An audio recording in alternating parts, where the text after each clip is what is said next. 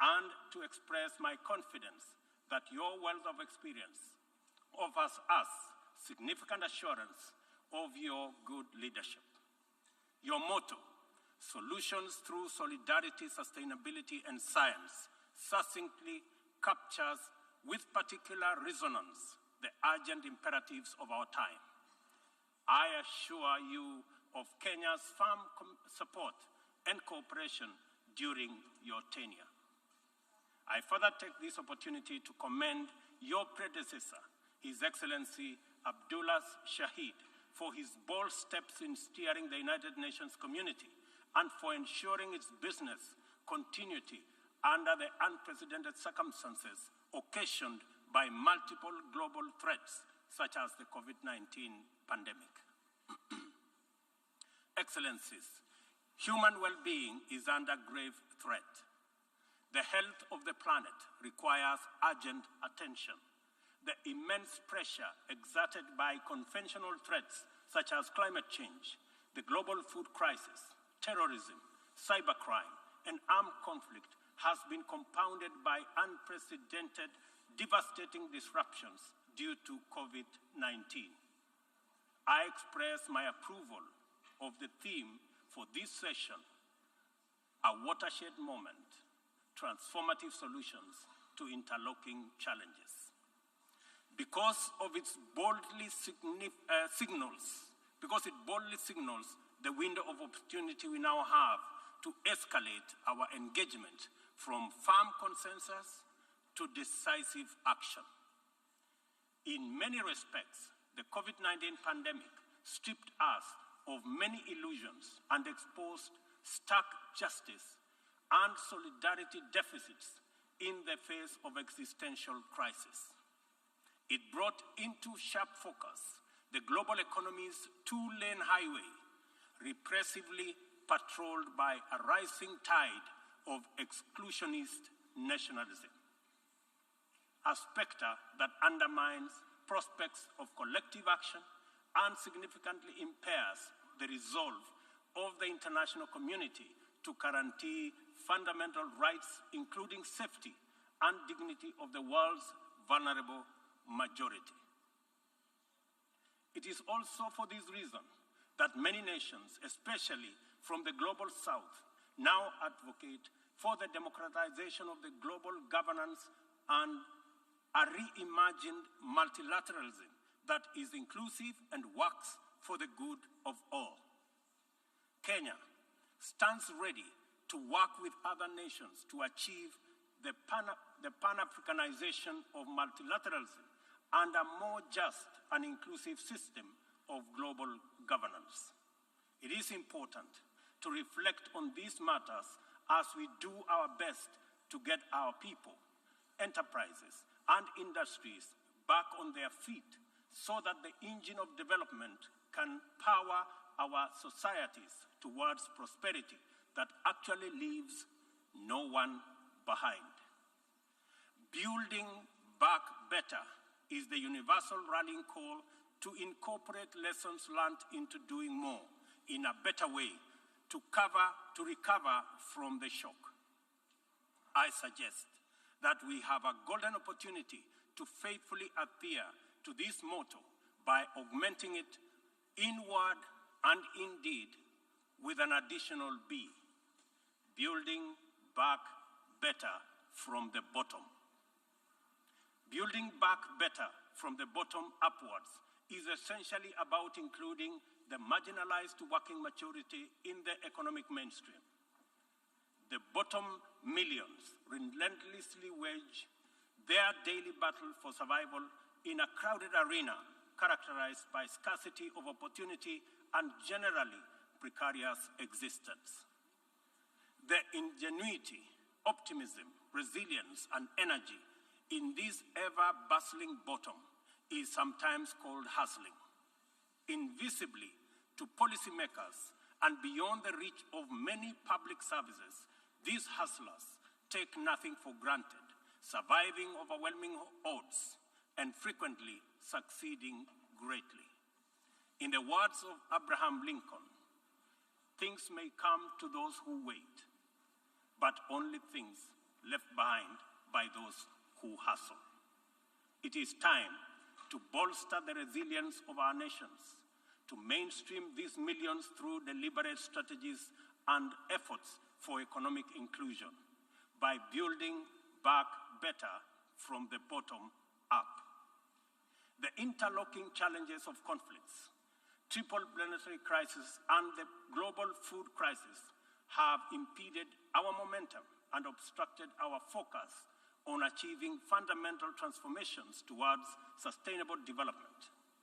In the Horn of Africa region, severe drought and disruption of supply chains due to the COVID-19 pandemic, as well as the Russia-Ukraine conflict, have left us food insecure, and consequently, we have been constrained to repurpose our strategies to prioritize drought and famine relief, insulating education and from disruption, and improving social protection and healthcare systems to secure the well-being of our people. Many countries now bear witness to the unsettling phenomena of rivers, canals, and water reservoirs that are drying up on account of drought and heat waves occasioned by climate change. Kenya is no exception. The northern arid and semi-arid rangelands of our country have been gravely impacted by drought, whose severity has not been seen or experienced in 40 years. 3.1 million residents of these atolls are now severely food insecure on account of scarce rainfall over 3 consecutive seasons, leading to poor crop and pasture. This unprecedented confluence of intensely adverse events has exacerbated water scarcity and starvation, worsened by rising food prices, thus complicating Kenya's roadmap towards delivering good quality of life to our citizens and hindering the progress to achieving SDG number 6 and SDG number 2. Severe drought has affected not only the Horn of Africa and the Sahel regions, but continues to devastate many others, including Asia, Europe, and the Americas. If for no other reason, the fact that we all are in this together must strengthen the case for concerted efforts across continents.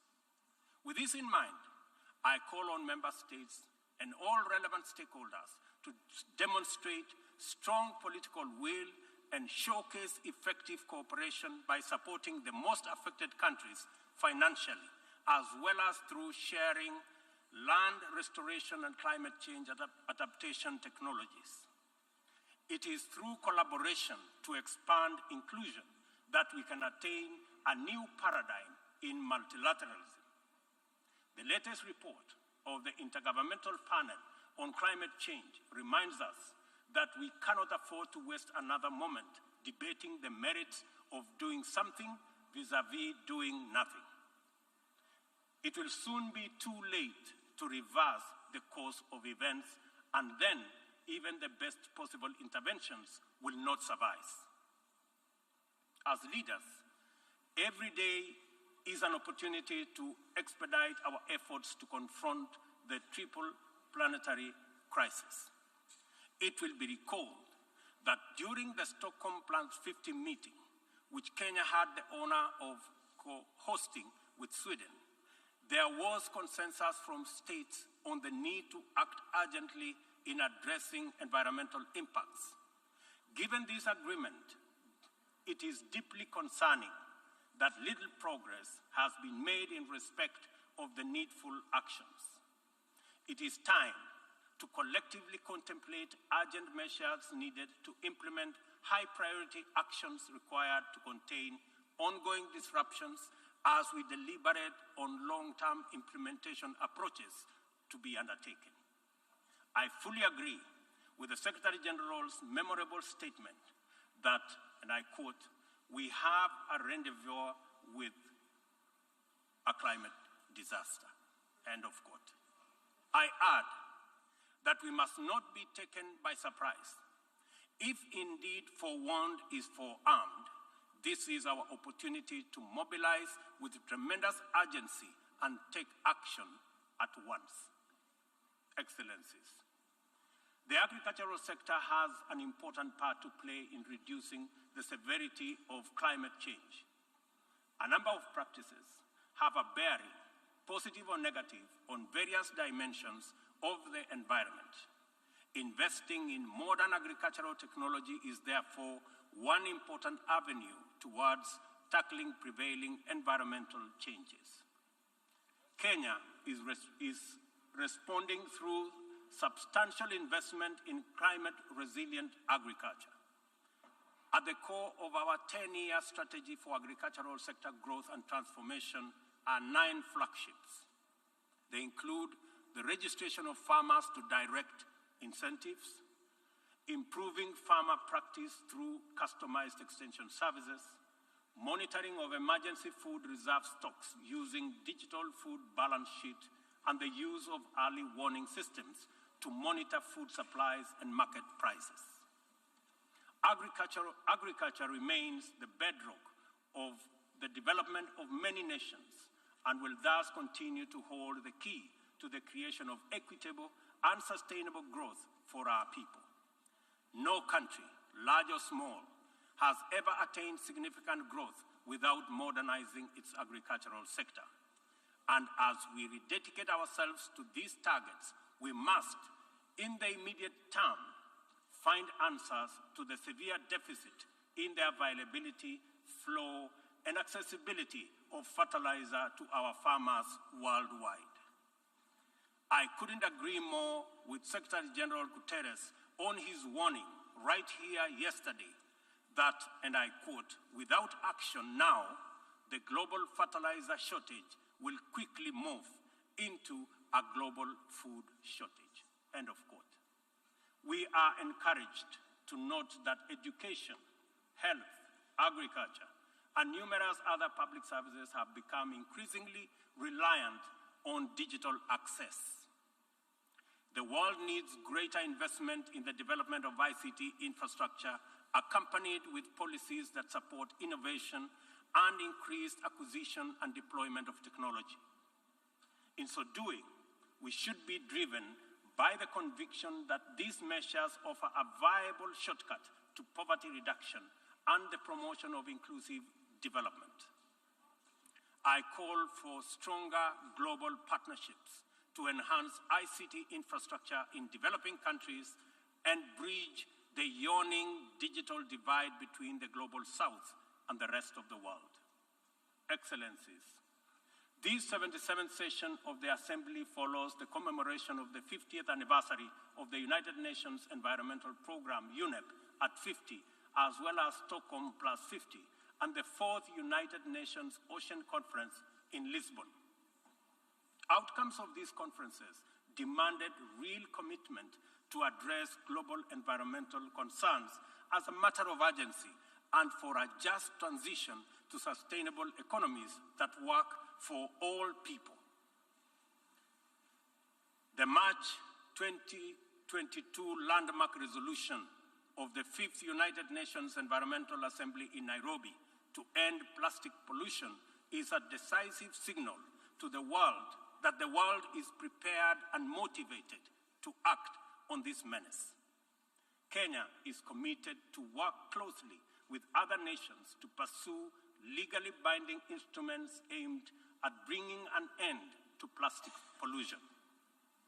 As the host nation to UNEP and the UN Habitat, Kenya affirms that these critical United Nations agencies have an indispensable role in the promotion of environmental sustainability globally, as well as developing socially and environmentally sound and sustainable cities. In keeping with its strong commitment to multilateral institutions, Kenya has made available more land for the United Nations office in Nairobi to facilitate the upgrading of its complex. I take this opportunity to call on member states to complement this contribution through enhanced financing to adequately modernize the UN facilities in Nairobi. Kenya remains a strong advocate for making the sustainable use of oceans and blue economy resources a development priority, holding the firm belief that significantly increased investment in this essential sector can end hunger, can also reduce poverty, create jobs, and spur economic growth.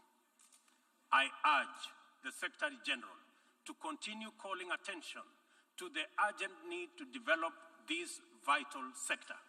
In particular, I call on developed countries to invest in sustainable fishing, protect marine ecosystems, and share ocean-based climate solutions with developing countries.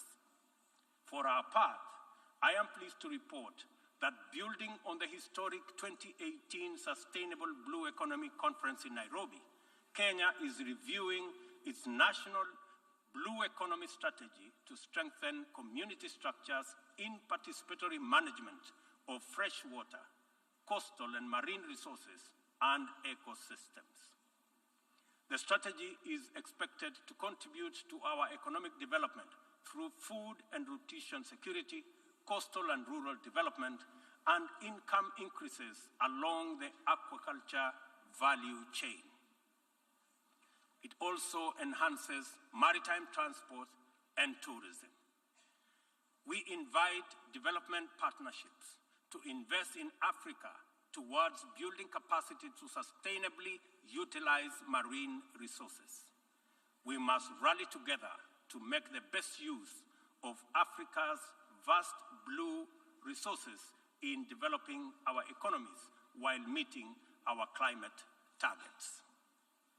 As we look forward to the 27th Conference of Parties to the United Nations Framework Convention on Climate Change, COP27, scheduled for Sharm el-Sheikh in Egypt, it is logical to expect that member states will shift their attention towards the development and implementation of frameworks for climate change mitigation. Accomplishment of pending actions by member states is essential for the implementation work that lie ahead. I therefore call upon all of us to urgently deliver on all commitments made towards climate change financing. On this matter, it is critical to emphasize that we are running out of time.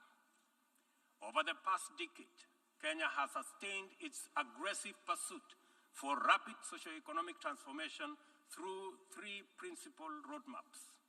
First is the Kenya National Vision 2030. Second, the formal long-term blueprint aimed at transforming Kenya into a newly industrialized, upper middle-income country, providing high quality of life to its citizens in a clean and secure environment by 2030. The second has been the Africa Union's Agenda 2063, and the third, the Sustainable Development Goals. Kenya looks towards tapping into a variety of resources to catalyze the achievement of these interlocking and mutually reinforcing objectives. The disruption and ensuing crisis due to COVID-19 pandemic compelled us to diversify our focus into new interventions, including economic stimulus program, a COVID-19 economic recovery strategy, and a COVID-19 socio-economic re-engineering recovery strategy, all aimed at mitigating the adverse impacts of the pandemic. I confirm that we have done the best of everything we could in the circumstances. Nevertheless, it is not enough. Kenya and the rest of Africa, like other developing nations, are in need of greater international partnership and cooperation to avert economic crisis in the wake of the pandemic. Developing countries, being heavily burdened by external debt servicing, run the risk of losing development gains due to the shocks inflicted by the pandemic and associated disruptions. I call upon global financial institutions and the international community to take urgent measures and release all existing financial instruments to provide much-needed additional liquidity and secure better fiscal space for developing countries like Kenya to enhance social investment, support climate change adaptation and mitigation, and address security needs and resolve development financing challenges. On behalf of Kenya, therefore, I join other leaders in calling upon the World Bank, the International Monetary Fund, and other multilateral lenders to extend pandemic-related debt relief to the worst-hit countries, especially those affected by the devastating combination of conflict, climate change, and COVID-19. Furthermore, I urge the G20 to extend and expand the scope of the common framework to suspend or reschedule debt repayments by middle-income countries during the pandemic recovery period. At this point, I would like this distinguished assembly to take a moment and consider the peace and security landscape, a landscape currently beset with multiple challenges, yet abounding with considerable opportunities. Our home region of East and Horn of Africa is in particular burdened by significant conflicts and challenges with implications for the region's development. We stand on the cusp of first opportunity for galvanizing confidence-building measures to generate and sustain momentum towards sustainable peace. In its role as an anchor state in the region, Kenya has sustained our investment in diplomatic efforts to find lasting peace in multiple situations within and beyond the region. Although some processes have yielded undeniable success, challenges remain. I therefore strongly reiterate our call for partnership towards confidence-building measures and urge more concerted efforts towards sustainable peace and stability. Kenya is currently serving in the United Nations Security Council. I am proud to confirm that our engagement over the last 2 years has prioritized regional peace and security, countering terrorism and violent extremism, peace support operations, climate and security as critical contributions to the collective efforts to build a safer, more prosperous and peaceful world. I am also proud to state that Kenya has continued to champion closer cooperation between regional mechanisms and the Security Council as an effective means to achieving international peace and security. Kenya continues to advocate the renewal of the Africa Union security architecture, which draws comparative strength from the highly productive complementarity between the United Nations, the Africa Union, and the regional economic communities. Working closely with the 2 elected African countries of the A3 in the UN Security Council, we are committed to finding a stronger Africa voice in the Council and achieving a consensus-driven, rules-based multilateral system. It is our manifest intention to see greater Pan-Africanization of the global agenda in order to make multilateralism work for the people of the world in their diversity. It is time for multilateralism to reflect the voice of farmers, represent the hopes of villagers, champion the aspirations of pastoralists, defend the rights of fisherfolk, express the dreams of traders, respect the wishes of workers, and indeed protect the welfare of all peoples of the global South. Let me express the strong collective conviction of my country that the relevance, legitimacy, and moral authority of the United Nations will forever remain deficient, undermined by the absence of comprehensive reforms of the United Nations Security Council. We therefore remain firmly committed to reforming the Security Council to make it a more effective, representative, and democratic global institution. Given the magnitude and variety of challenges the world continues to confront, a more fit for purpose United Nations is urgently needed, one that possesses the legitimacy and efficacy in dealing with threats to international peace and security. A just and inclusive world order cannot be spearheaded by a United Nations Security Council that persistently and unjustly fails the inclusivity criterion. Similarly, threats to democracy will not be credibly resolved by an undemocratic and representative Security Council. It is vitally important for this critical institution to reflect the values it is entrusted to protect, to defend, to uphold on behalf of humankind. We welcome the call by President Biden this morning for the expansion of the membership of the Security Council as a significant step in the right direction, and we look forward to building consensus for the actualization of the same. The COVID-19 pandemic severely disrupted health systems, seriously challenging the implementation of programs that are vital for the realization of health-related sustainable development goals. To place us firmly back on track and accelerate our progress towards these SDGs targets, it is imperative for us to foster sustainable partnerships between governments, other state actors, the civil society, and the private sector. This modality of collective action is particularly vital for building resilient health systems, whose importance in enabling us withstand future pandemics and other health crises can no longer be disputed. For this reason, Kenya will continue to strongly support the development of legally binding World Health Organization international instrument to anchor global solidarity and promote equity. The fact of the matter is that the COVID-19 pandemic exposed for all the world to see the severe deficit of these critical values in our present multilateral configuration.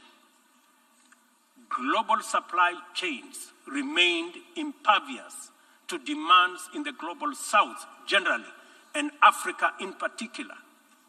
Unequal access to vaccines underscored this unjust and unequal situation with unforgettable clarity.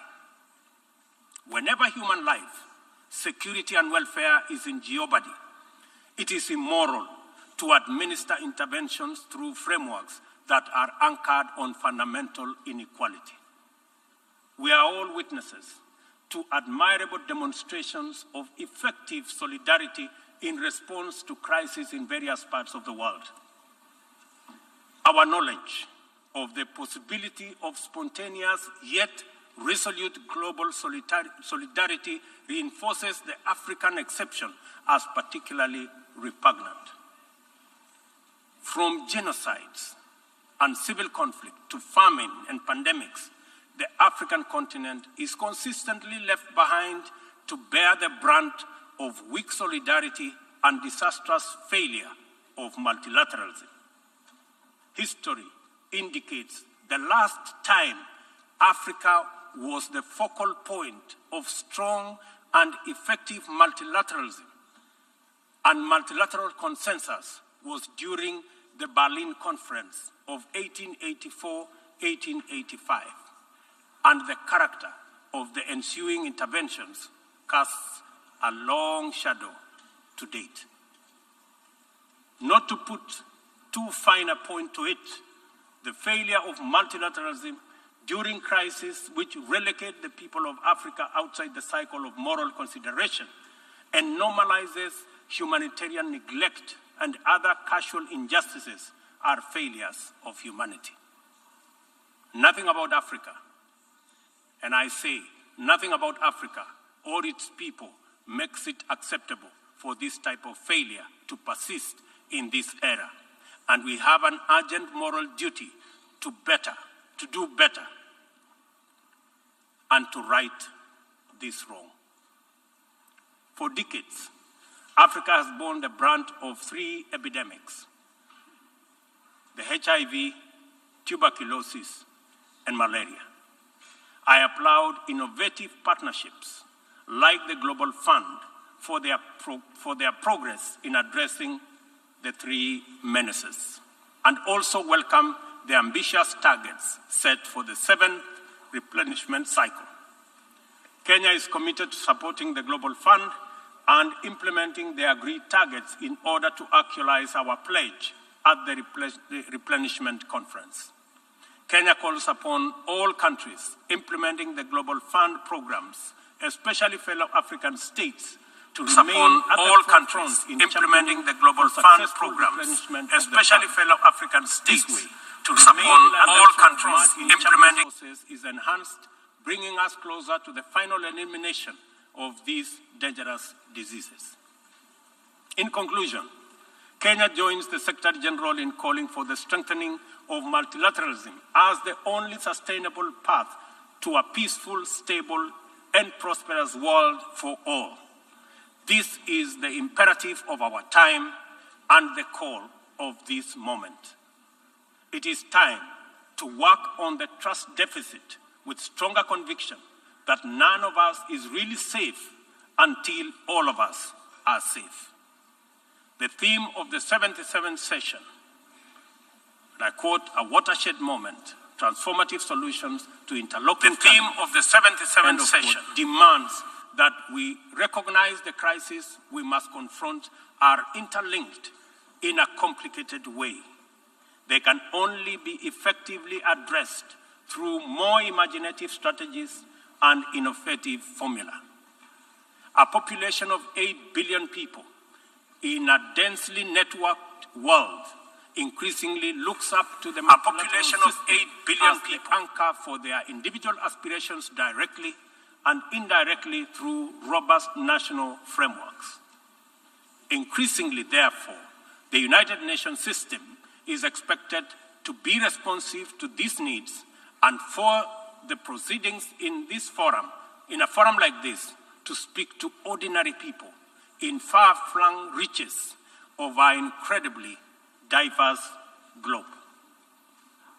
It is impossible to address all their individual needs directly, but it is possible to respond to all of them by speaking with conviction to the universal values of equality, inclusion, justice, solidarity, and collective action, and by making sure that all our interventions effectively reflect them with clarity. The integrity of the international order must be measured by the distance separating our resolutions, consensus, and agreement from decisions, actions, committed interventions, and effective solutions. A watershed moment, therefore, demands that we reduce that gap drastically and quickly. Kenya pursues numerous essential domestic agenda through the multilateral framework. We are heavily invested in the strength, effectiveness, and eventual success of all interventions formulated by the United Nations. It is important that the output of this and other similar fora achieve immediate resonance in the minds and lives of our youth still seeking opportunity to express and actualize themselves, our farmers working to feed nations, our Juakali entrepreneurs striving in pursuit of success in the informal economy, and our professionals who formulate policy, implement strategy, and monitor service delivery in public and private sectors. Africa places immense value in the international community and the tremendous possibilities it can unlock through inclusive, sustainable, and effective action to transform the lives of our people and establish lasting peace, security, and shared prosperity. This watershed moment is our chance to turn the key and open this door of opportunity. We can make progress in addressing the triple global threats and liberate ourselves from the shame of past failures of multilateralism. At this watershed moment, we must not only choose, but also act decisively to bequeath our children and their children a greener, safer, healthier, and more abundant earth. Let us do it together, inclusively, multilaterally. I thank you.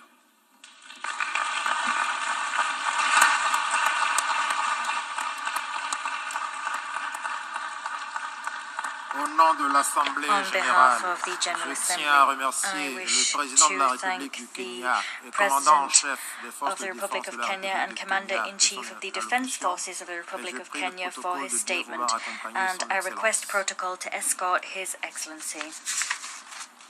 L'Assemblée va maintenant The Assembly will now hear an address